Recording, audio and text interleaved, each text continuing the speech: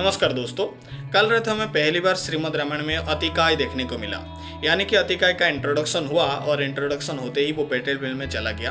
तो थोड़ा सा और डिटेल्स मैं आपको उसके बारे में दे देता हूँ। तो अतिकाय भी रावण का एक पुत्र था, लेकिन मंदोदरी की पुत्र नहीं था। वो था धन्यमाली के पुत्र, जिसको धन्यमालिनी भी बोला जाता है।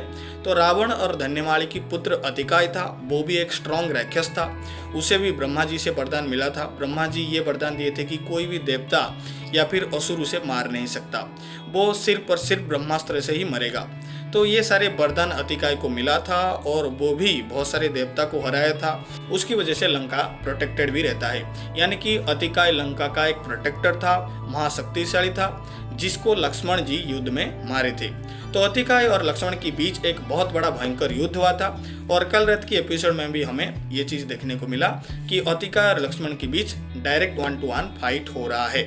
तो जो एक्शन हमें एपिसोड में दिखाया गया, क्या वो लक्ष्मण और अतिकाय की युद्ध को जस्टिस दे पाया है?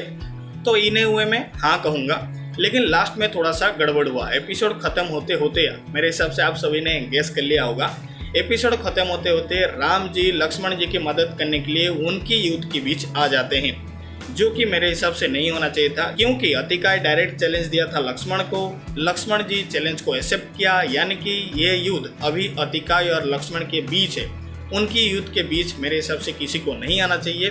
अगर कोई आता है मेरे हिसाब से वो सही नहीं है, क्योंकि फिर वहाँ पे लक्ष्मण जी की वीरता पर क्वेश्चन आ जाएगा। अगर लक्ष्मण जी ने चैलेंज एक्सेप्ट किया तो उनको चैलेंज कंप्लीट करने के लिए पूरी छूट दे देना चाहिए। और वाल्मीकि रामायण में भी ये चीज़ है कि लक्ष्मण जी डायरेक्ट अतिकाय के साथ फाइट किए थे, उनको कोई भी मदद नहीं किया था। हाँ, अतिकाय को मारने के लिए लक्ष्मण जी तोड़ उसका जानने के लिए वायु जी की मदद लिए थे। वायुदेव आए थे और लक्ष्मण जी को ये तोड़ बताए थे कि ये सिर्फ और सिर्फ ब्रह्मास्त्र से मरेगा।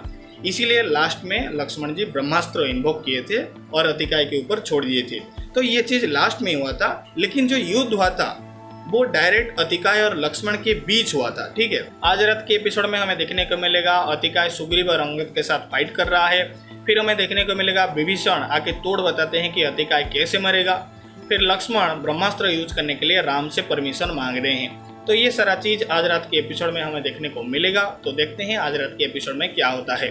लेकिन जैसे कि मैं आपको बता दिया, एक्चुअली में अतिकाय कैसे मरेगा ये चीज आके वायुदेव लक्ष्मण को बताए थे और अतिकाय और लक्ष्मण के बीच कोई नहीं आया था। उनके बीच 1-to-1 डायरेक्ट फाइट हुआ था और बड़ा भयंकर युद्ध हुआ था।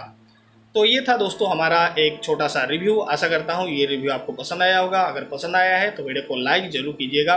चैनल अगर आपने सब्सक्राइब नहीं किया है तो चैनल को भी सब्सक्राइब कर लीजिएगा। तो अभी के लिए दोस्तों इतना ही, धन्यवाद।